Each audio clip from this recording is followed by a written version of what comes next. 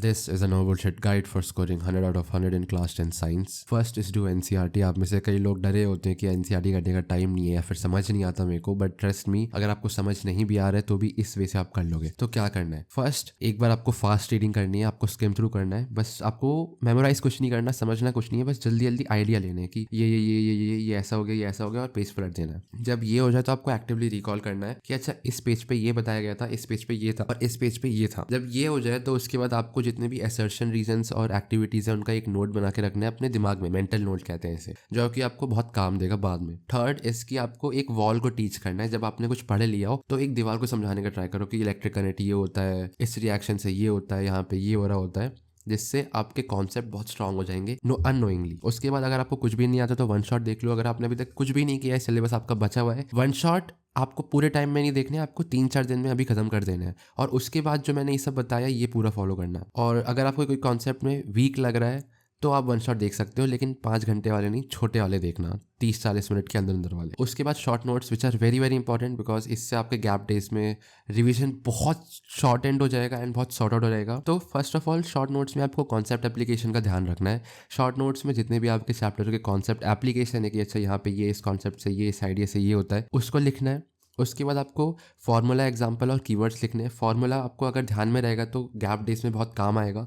Keyword से आपकी answer writing में 5 से 15% बूस्ट आ जाएगा, और एग्जाम्पल से वही सेम चीज़ होगी कि आपको एनहांस्ड होकर मार्क्स मिलेंगे। एंड देन केमिस्ट्री और बायो के लिए प्लीज़ रिएक्शंस और डायग्राम्स ध्यान में रखना।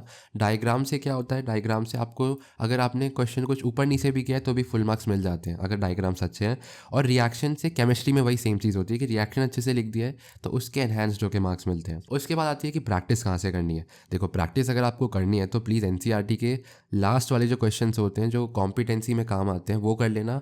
एंड कुछ आइडिया लेके रखना कि अच्छा यहाँ पे ये होता है, यहाँ पे ये होता है, एक्टिविटीज से भी आ जाते हैं। सेकंड है इसकी एग्जाम्पलर कर लेना एटलीस्ट। अगर पूरी नहीं कर पा रहे तो जहाँ जहाँ पे आपको प्रॉब्लम है वो वाले टॉपिक्स कर लेना, क्योंकि MCQ वहीं से उठ के आ जाते हैं डायरेक्टली, मतलब कुछ चेंज भी नहीं होता। देन CFPQ की प्रैक्टिस कर लेना, आप जितनी कर सकते हो आराम से करना, सोच के करना, बिकॉज सोचने की कैपेसिटी आपको डेवलप करनी है। एंड देन PYQs कैसे करना है मैं बता देता हूँ अभी। उसके बाद अगर आपको प्रैक्टिस करनी है तो साइंस के ना प्रैक्टिस सेशंस होते हैं एग्जाम के जस्ट पहले, वो देख लेना। वो आपका एज अ रिवीजन टूल बहुत हेल्प करेगा and as a practice tool उसी से क्वेश्चन उठ के आएंगे। मतलब जितना भी CBSE पेपर लीक होता है बेसिकली वो आखिरी के 3-4 साल के पेपर को मोस्ट रिपीटेड क्वेश्चन बना के डाल देते हैं, जिससे पेपर लीक आ जाता है।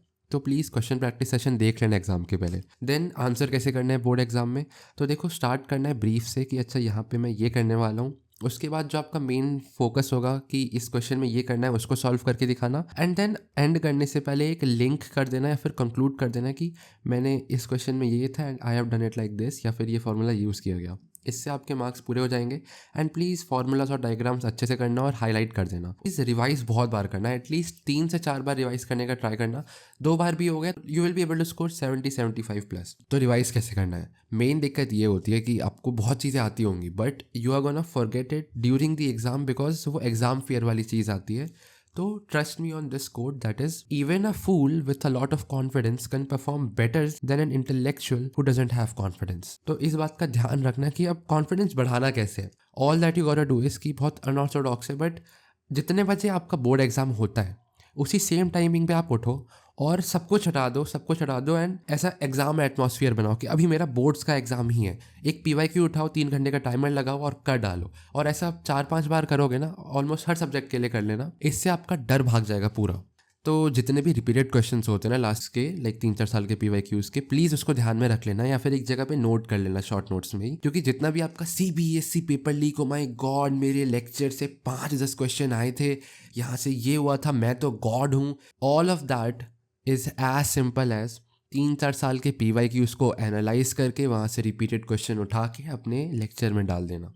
यही ही होता है आपके जितने भी ये भैया दीदी होते हैं। तो ये चीज़ आप खुद से भी कर सकते हो और टाइम बचा सकते हो इनफैक्ट। उसके बाद एक्टिवली रिकॉलिंग करनी है एंड वो कैसे करनी है, जब आपका ये सब हो जाए ना तो 10-10 मिनट क्या करो कि 10 मिनट जब फ्री टाइम है तो कोई कॉन्सेप्ट निकालो और उसको अपने दिमाग में पूरा रिपीट करते रहो कि ये ऐसे होगा, ये ऐसे होगा, ये ऐसे होगा। एंड ऐसे ही सारे चैप्टर के लिए करते रहो। All of this will be more than enough for you to get 80 out of 80 in class 10 के साइंस एग्जाम्स। बहुत ईजी होता है, डरने की कोई बात नहीं है, बट प्लीज़ इन्फॉर्मेशन बहुत सारी है तो उसके लिए टाइम थोड़ा लगेगा, मेहनत करनी पड़ेगी। तो instead of doubting your self, करते रहो यार, हो जाएगा। सोचने वाली बात नहीं है, बस करते रहो। It is possible, everything is possible and you can do it. Thank you for watching.